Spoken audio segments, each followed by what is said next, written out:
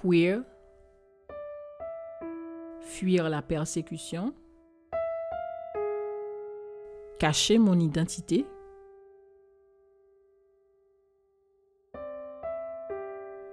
résilience, boussole,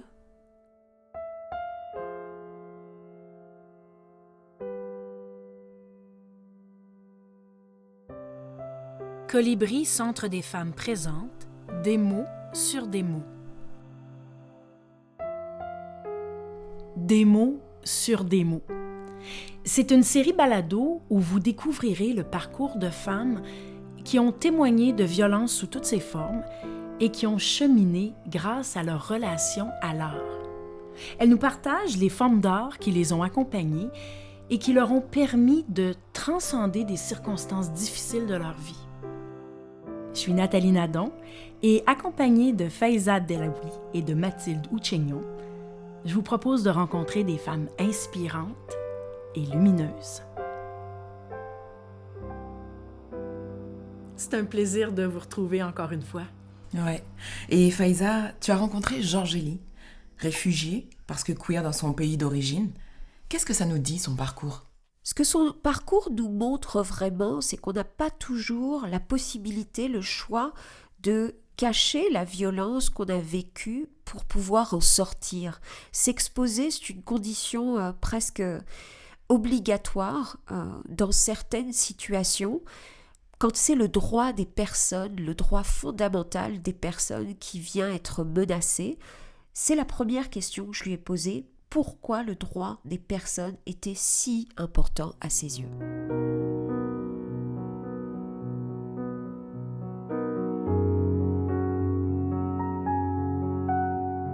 Parce que moi, avant d'être une femme, je suis quelqu'un. Je suis un être humain. C'est pourquoi moi, je vis sans jugement. Les droits des personnes, c'est ce qui m'importe le plus. Peu importe d'où tu viens, peu importe ton orientation sexuelle, peu importe ton identité de genre, ton expression de genre, de ton pays d'origine, ça m'importe peu. Mais c'est ton droit en tant qu'être humain. L'éducation, ça passe par la scolarité, ça passe aussi par des valeurs. Quelles sont les valeurs avec lesquelles tu as grandi en Haïti? Moi, si on veut parler des valeurs, je suis quelqu'un qui souvent qui aborde la vie telle qu'elle est. Telle qu'elle est, je suis quelqu'un qui a un grand cœur et qui ne juge pas et qui prend la vie de bon côté. De bon côté. Et je suis aussi une personne très résiliente. Je sais que c'est une force et j'ai fait face à beaucoup de difficultés en grandissant. Mais je me suis servi de mes expériences pour pouvoir progresser. Donc, en termes de valeurs, je suis quelqu'un qui est très patiente, résiliente. Et c'est toute une joie de pouvoir me retrouver, pour ne pas dire au milieu des défis, mais je sais que j'ai la capacité de tout surmonter. Donc, en termes de valeurs, si je le reprends, je suis très forte. Très forte. Et j'ai la capacité de motiver mon entourage. C'est vrai que ce n'est pas une chose assez facile, mais avec les mots, avec l'enthousiasme, avec aussi mon engagement, c'est un plus pour mon entourage. Le mot résilience, on l'entend beaucoup. Il est prononcé énormément ces derniers mois, ces dernières années, souvent de la bouche des femmes qui justement font face à ces difficultés, ta maman sans doute aussi. Toi, tu le définis comment, ce mot de résilience? C'est de trouver la force pour aller où on veut aller. Moi, je l'ai appliqué depuis le début de ma vie. Et ici au Canada, surtout dans mon parcours d'immigration, c'est quelque chose qui m'a beaucoup aidé. C'est de l'espoir avant tout et la force de continuer. Donc, je l'ai beaucoup utilisé. Ce n'est pas seulement le dire, mais j'ai fait preuve de résilience. Si on tient compte de laisser son pays d'origine, migrer au Canada en pleine pandémie, dans un autre pays, un autre contexte où l'on parle une autre langue qui est autre que sa langue maternelle. Et on est plongé face à beaucoup de défis s'il n'y avait pas de résilience. Si je n'étais pas une personne résiliente, je n'allais pas pouvoir surmonter. Donc c'est la capacité vraiment de voir les choses de bon côté et de pouvoir persévérer. Qu'est-ce que tu peux nous dire de ce fils pour lequel tu as laissé un pays? Ah, mon fils est un garçon de 11 ans, assez spécial pour moi et je pense que il me motive beaucoup. Il me motive et c'est dur. Je vis une douleur assez intense parce que ça me fait ce mois-ci comme un peu 3 ans depuis qu'on s'est séparés. Et je ne vais pas dire que je ne sais pas quand que je vais pouvoir le revoir parce que ça ne dépend pas de moi, ça dépend vraiment de l'immigration canadienne. Mais il me donne beaucoup de force.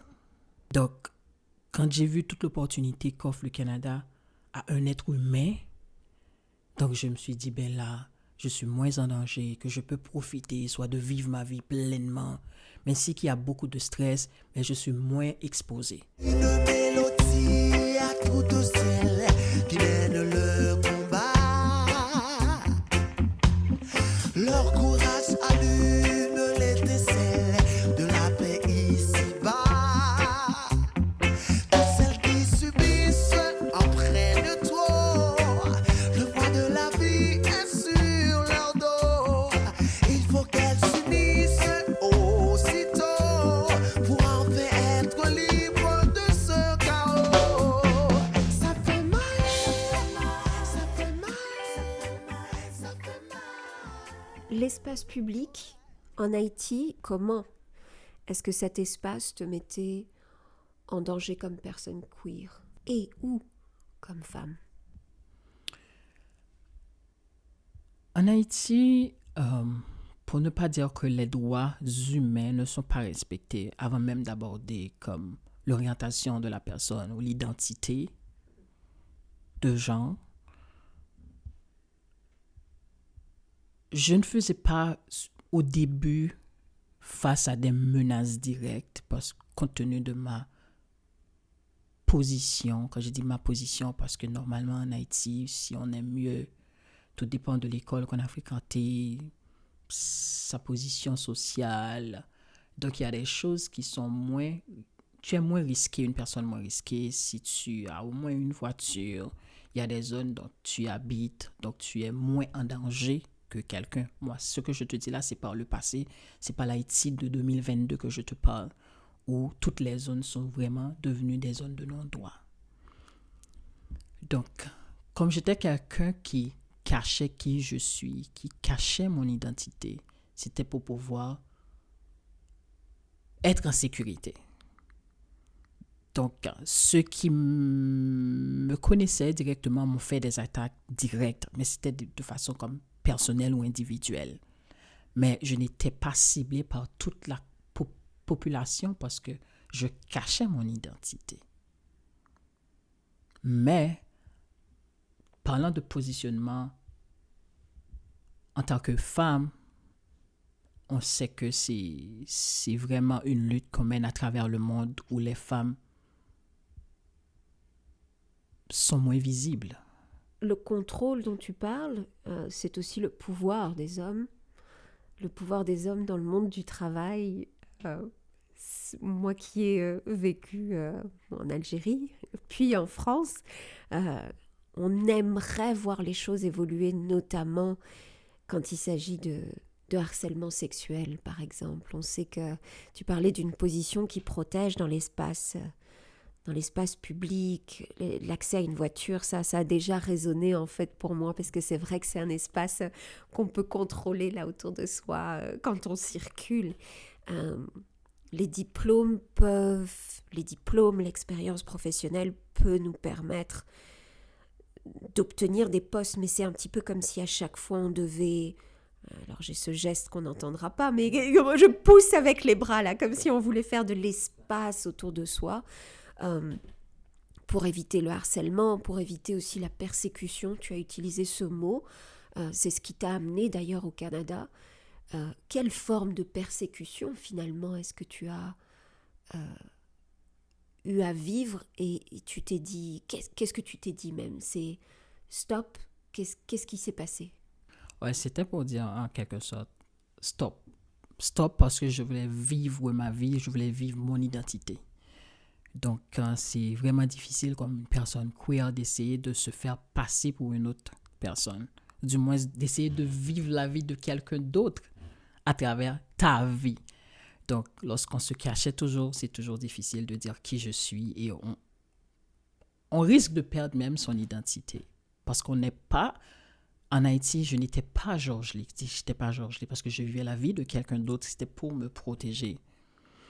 Donc, comme je faisais face à des persécutions pour mon orientation sexuelle et parfois pour mon expression de genre, il y a certains qui me trouvent que je suis trop masculine, que je devrais être féminine, X ou...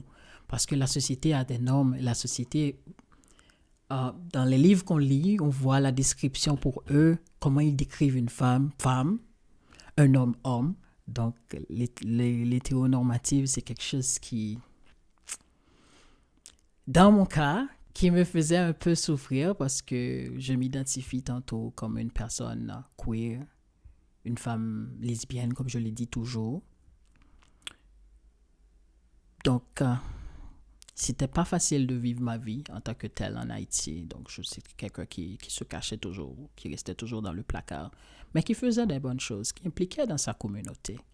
Parce que on n'introduit pas avec son orientation sexuelle quelque part. C'est si on veut parler de ça. Donc, d'abord dans mon environnement, avant de voir mon orientation, on voit la personne que je suis, mon implication dans ma communauté, la capacité à motiver les gens, à mobiliser, être sensible à mon environnement. Donc, c'est cette personne-là que j'ai vendue en Haïti, dans mon environnement. Parce que j'étais quelqu'un de très impliqué, surtout dans le sport. J'ai fait beaucoup de social. Donc, on me voyait quelqu'un qui aimait sa communauté, qui contribuait. Donc, c'était ce côté-là. Mais du côté personnel, dans ma vie privée, il y avait comme beaucoup de défis. Beaucoup de défis pour les gens qui connaissaient plus ou moins qui j'étais. C'était vraiment difficile. Puis à la fin, comme ma vie était plus ou moins en danger, si je peux l'utiliser, si je peux utiliser ce mot, comme ma vie était en danger, je me suis dit, il fallait faire un choix. Laisser le pays pour aller recommencer ou... Parce que je n'avais pas le visa canadien. J'avais le visa américain, donc je l'ai utilisé pour comme franchir la frontière, etc. Mais prendre une telle décision n'était pas facile. Mais je l'ai fait, comme je disais au début, c'était pour ma famille, pour mon fils. Et pour moi, il fallait comme faire un choix. Et protéger la personne avec laquelle que je sorte. On est encore ensemble, donc en fait, c'est ça. C'est pas facile. C'était pas facile, mais je souffre jusqu'à date de ce rejet. Le rejet que j'ai vécu face à mon environnement. Je l'ai vécu au travail. Certains amis m'ont largué lorsque les choses ont tourné au vinaigre. Qu'il y a eu comme des bouches à oreille, des gens qui, par rapport à une expérience, qui ont connu l'histoire, qui l'ont parlé, qui m'ont même menacé de faire une mauvaise publicité sur les réseaux sociaux parce qu'on connaît le pouvoir des réseaux sociaux, comment ça peut détruire et comment ça peut aider quelqu'un à grandir aussi. Donc, il y avait beaucoup de menaces qui planaient autour de moi, donc il fallait vraiment tout abandonner, fuir pour pouvoir recommencer.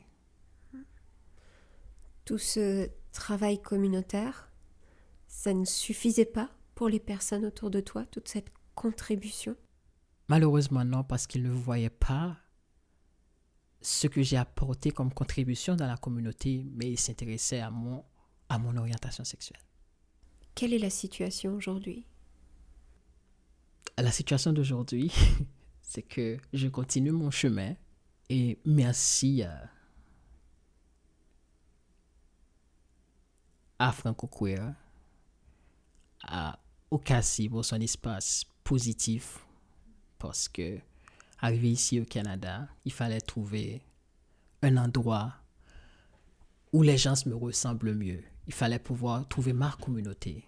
Donc, le Collège Boréal qui m'avait aiguillé vers Ocassi pour le projet Espace Positif. C'est là où j'ai commencé à faire du bénévolat.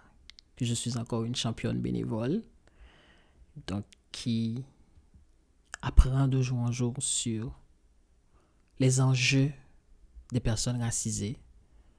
Donc, comme j'ai parlé tantôt de toutes les barrières auxquelles que j'ai fait face, de l'intersection qui me croise, qui me fait subir jusqu'à date beaucoup de marginalisation, si je le dis comme ça.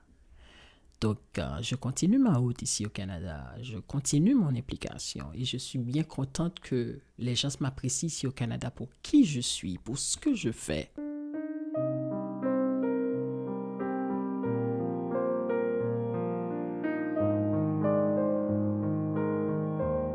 Cette blessure d'être persécutée, elle laisse des traces profondes.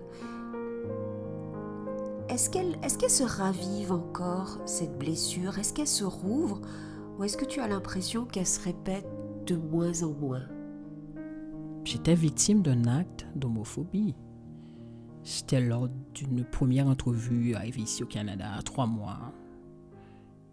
J'ai postulé pour un poste de... Je pense que c'était le service à la clientèle. C'est quelque chose qui m'a toujours marqué.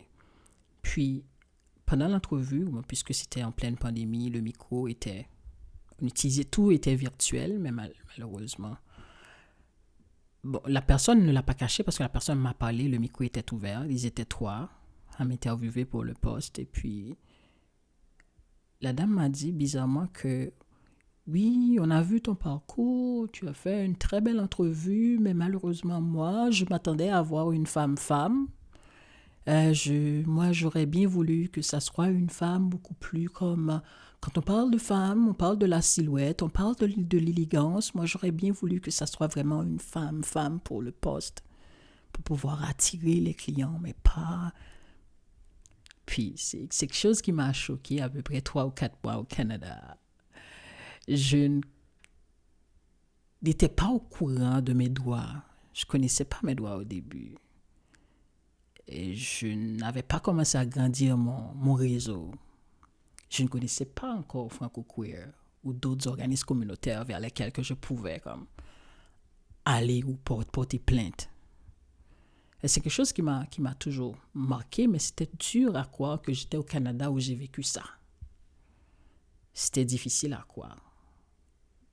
Le racisme, oui, parce que je sais que je suis une personne noire dans un milieu blanc. Oui, ça pourrait être ça. Même discrimination ou racisme, oui, comme une personne francophone dans un milieu anglophone, oui. Pas comme en tant qu'une personne LGBT. Quelqu'un qui vient pour une entrevue, qui connaît bien les tâches pour le poste dont la personne a postulé, puis maintenant tu vises l'expression de genre de la personne. Ah, c'était mal perçu. Et je pense que ça arrive encore jusqu'à date. Il y a beaucoup de clients dans le travail que je fais qui subissent encore, ici au Canada, des actes d'homophobie. C'est moins visible que si tu étais peut-être dans un pays d'Afrique où tu aurais pu être agressé physiquement. Mais je sais qu'il y a beaucoup de personnes, voire même certains organismes qui continuent, ou certaines entreprises qui continuent à augmenter le nombre des victimes. Au Canada, tu sauras bien ce que ton enfant en fera. Au Canada.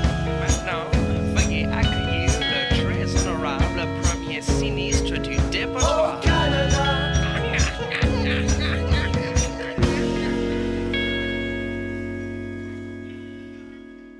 Qu'est-ce qui t'a amené au Canada? Qu'est-ce qui t'a fait choisir le Canada pour échapper à la persécution et pour créer cet avenir que tu souhaites pour ton fils? J'ai toujours pensé le Canada, et c'est un pays de rêve. Quand je dis un pays de rêve, parce que quand je faisais une projection, si je dois quitter le pays à l'avenir, peut-être pour des études, c'était toujours le Canada par rapport à la réputation, et puis le côté diversité culturelle.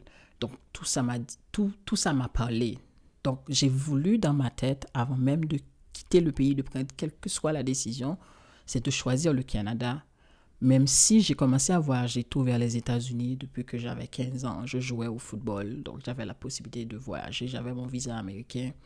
Mais la perception que j'avais des États-Unis était différente de celle que j'ai pour le Canada, sans jamais visiter le Canada une fois. Pourtant, j'ai visité les États-Unis, mais j'ai pas voulu rester une fois pour pouvoir comme dire que je vais rester vivre ma vie ici ou demander de l'asile ici aux États-Unis. C'était quelque chose qui n'était pas dans ma tête. Le Canada, le choix, c'était d'abord pour la langue, c'était pour le droit de la personne, c'était une société assez ouverte où que je serais bienvenue. Combien de fois j'ai été mise devant mes défauts, jugée et condamnée tristement à cause de mes fautes. Mon Dieu, il les regardait de son beau élevé. Il a dit stop, tout doit changer. En quittant l'espace de l'avocat, comme je cherchais une chanson pour me réconforter, en janvier, on se perdait dans les rues, on ne connaissait pas où aller. C'était difficilement de prendre un bus pour pouvoir se localiser. C'était toute une période d'apprentissage. Nouvellement arrivé, personne ne va pas te porter comme un enfant. C'est à toi de te débrouiller dans un milieu où tout le monde est anglophone. Il fallait comme essayer de se sauver soi-même. Puis lorsque l'avocat a pris mon dossier, elle a décidé comme de tout régler avant le 20. C'est à partir de là que j'ai entendu cette chanson en faisant la route et ça m'a parlé. J'ai dit, oh. C'est comme, il y a une sorte d'espoir derrière cette chanson. Si tu veux bien, effectivement, nous lire quelques-unes de ces phrases-là qui t'ont apporté cet espoir en plein hiver. Tu n'as pas mentionné l'hiver, tu nous parles de cette marche, tu nous parles de ces transports. C'était en plein hiver. C'était en janvier. Déjà, le début me disait beaucoup de choses quand j'y pensais à tout ce que j'ai laissé. Mon confort, la famille et vivre dans un refuge qui était une première expérience assez surprenante. Donc, c'était pas évident.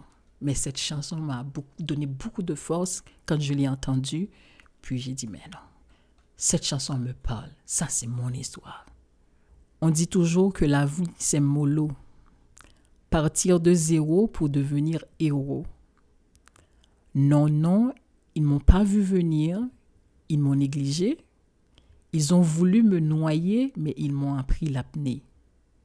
Puis quand j'ai pensé à mon histoire, j'ai dit, ça m'a parlé beaucoup quand je sais que je dois quitter tout.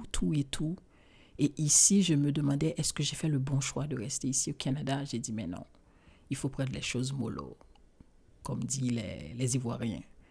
Puis à partir de là, ça m'a fait un déclic. J'ai dit, tu dois pousser. Et si on continue avec les autres phrases de la chanson, j'ai pensé à mon histoire, combien j'ai été rejetée. Combien de fois j'ai été mise devant mes défauts, jugée et condamnée tristement à cause de mes fautes. Mon Dieu, il les regarde de son trône élevé. Il a dit stop, tout doit changer. Puis j'ai dit mais non, mais ça c'est moi. Parce que comme je suis plutôt croyante, et tout ce qui se passe, je pense que tout ce qui m'arrive, c'est Dieu qui décide tout et tout. Et puis j'ai dit, mais non, j'ai été jugée, vraiment condamnée, même délaissée par des amis, certains membres de la famille. Mais ils ne savaient pas que j'allais trouver comme une porte de sortie. Ou quand j'ai pensé à l'avocat qui a pris mon dossier pour faire avancer les choses. Donc j'ai dit, mais non, si j'ai pu trouver l'avocat 2 jours avant la date, c'est que Dieu a un autre plan, que je dois pousser. Puis à partir de là, j'ai continué à garder l'espoir.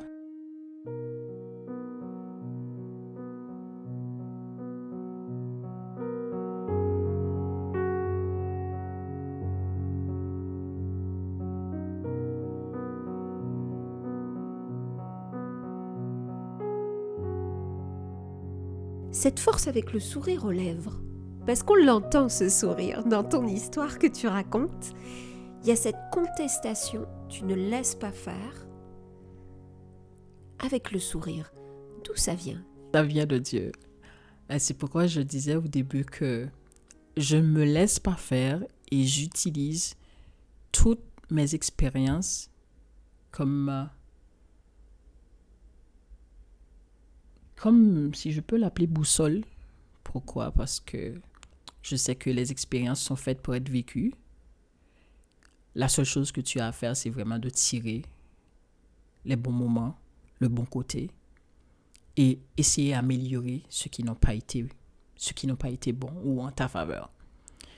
Je ne dis pas jamais oublier ce qui n'était pas bon, parce que si tu oublies, tu n'as pas essayé d'améliorer, c'est sûr que ça peut reproduire. C'est vraiment tirer les bons côtés et améliorer ceux pour lesquels que tu n'as pas été satisfait. Donc, avec toujours la force, le sourire aux lèvres, j'ai dit, ben non, ce qui m'arrive aujourd'hui, c'est parce que Dieu a voulu. Ou du moins, j'avais fait quelque chose qui n'était pas bien. Je devrais le faire comme ça, mais je l'ai fait comme ça. Je vais essayer de faire de cette façon. Puis je ne me laisse pas marcher dessus. Je ne suis pas agressive. Je suis plutôt nature calme. Et comme je le dis souvent, je ne viens pas ici au Canada pour chercher de l'amour. Je ne suis pas à la recherche de l'amour. C'est-à-dire, ici, ce que j'exige de quelqu'un, ce n'est pas que tu m'aimes ou que tu m'acceptes. Ce n'est pas ce que je cherche. Mais c'est que tu me respectes. C'est ce que je cherche. Tu peux ne pas aimer une personne de la communauté LGBT. Tu peux ne pas aimer l'expression, l'identité de genre de la personne. Mais tu dois respecter la personne. Donc, avec la mentalité que j'ai, je n'ai pas besoin que tu m'aimes. J'ai besoin que tu me respectes. Je suis déjà quelqu'un qui est dans la catégorie des personnes racisées, avec toutes mes barrières. Donc, je ne permets pas qu'on m'ajoute des méchancetés. Je ne permets pas qu'on continue à me marginaliser. Et je sais que c'est à moi de me battre. Les lois sont là, mais je ne peux pas toujours me taire face aux violences, toutes sortes de violences. Parce que tu parles de respect de la personne. Si on peut revenir à ta maman, cette maman que tu as tout de suite mentionnée, que tu as même remerciée, qu'est-ce qu'elle t'a appris de ce respect-là? Qu'est-ce qu'elle te dit aujourd'hui ou qu'est-ce qu'elle te dirait aujourd'hui? Je peux parler un peu de sa fierté au-delà de qui je suis aujourd'hui.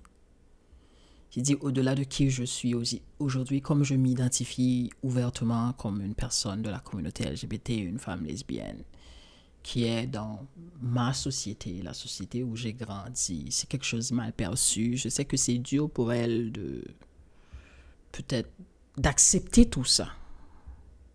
Elle ne m'a pas appuyée, mais elle ne m'a pas rejetée non plus. Mais je sais qu'elle est fière, comme elle me le dit toujours, de qui je suis devenue.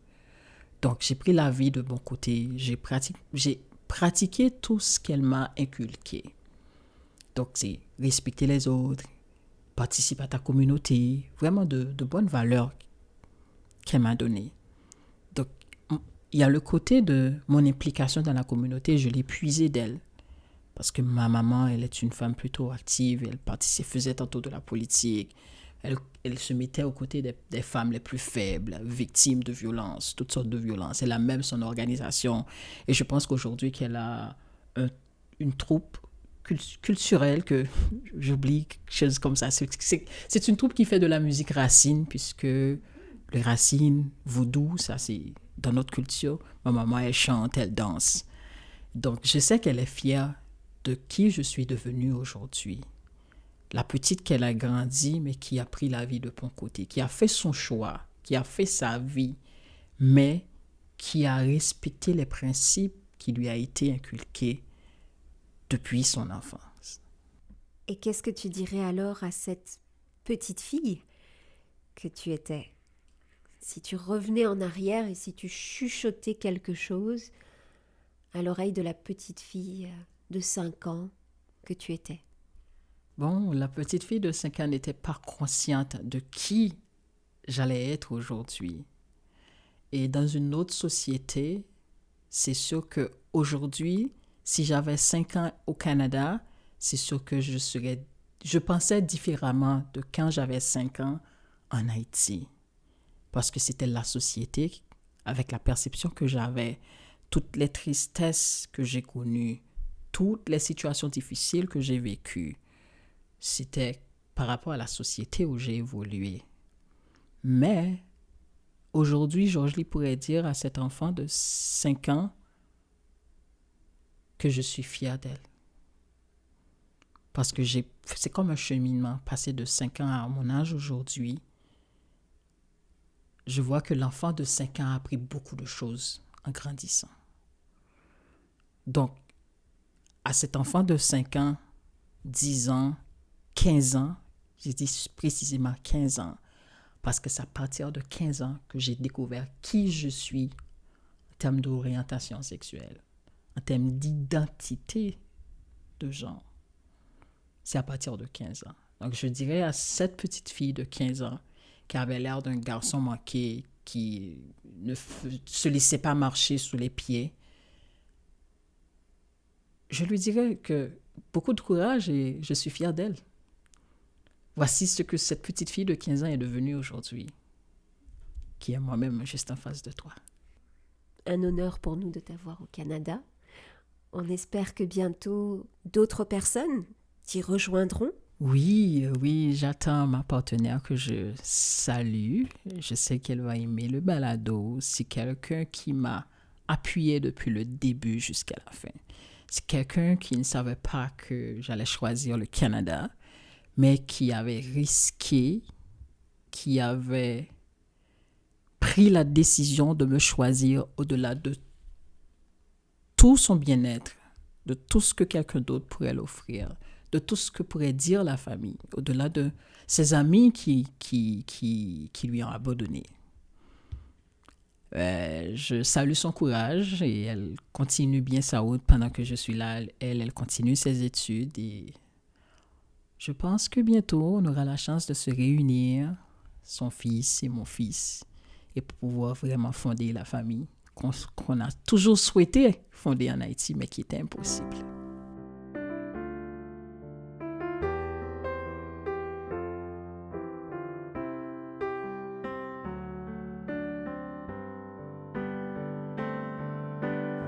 C'était Des mots sur des mots. Productrice, Nathalie Nadon. Productrice au contenu, Janie René. Réalisateur, Louis-Philippe Galland. Animatrice, Faiza Abdallaoui, Mathilde Douchegnon et Nathalie Nadon. Preneur de son, Marin Stemelen. Identité visuelle, Marie Rauque. Musique originale, Janie René et Louis-Philippe Galland. Musique additionnelle, Mehdi Cayenne, Wesley et Josie. Cette série balado est produite par DMC Productions pour le Colibri Centre des femmes francophones du comté de Simcoe et profite de l'appui financier du gouvernement de l'Ontario.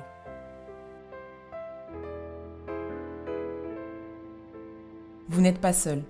Des organismes sont là pour vous aider. Si vous nous écoutez dans la région de Simcoe, en Ontario, vous pouvez prendre un rendez-vous virtuel ou en personne avec une intervenante de Colibri Centre des femmes, notre partenaire, du lundi au vendredi, de 8h30 à 16h30, composez le 705-797-2060 ou écrivez à info@centrecolibri.ca. Si vous nous écoutez d'ailleurs en Ontario et que vous avez besoin de soutien, contactez la ligne de soutien FAMED, accessible 24 heures sur 24, 7 jours sur 7, au 1-877-336-2433. En cas d'urgence, faites le 911. Si vous avez besoin d'appui ou d'écoute au sujet de la communauté LGBTQ partout en Ontario, communiquez avec l'équipe de Franco-Queer, ChamplainHealthline.ca, Max Ottawa et le Rainbow Health Network.